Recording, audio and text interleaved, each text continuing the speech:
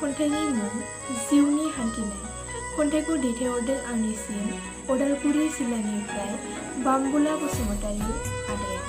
फैदो बिदिब्ला आदानि खन्थाइखौ जों दान्दिसे सम खोनासंलांनि। जिउनि हान्थिनाय। बेसे गोजान बेसे गोबाव जिउनि लामा हान्थिनाया, नुहुरस' हाया मोनहास' हाया बे हाजो हालानि सोरगिदिंखौ।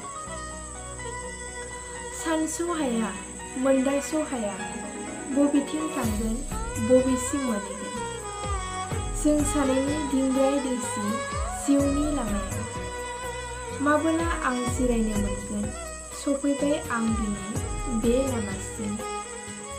सहायस' हायै दुखु दाहाजों माब्लाबा सुखु गोजोन मोनगोननि मिजिं लाना माबोला सहैगोन आं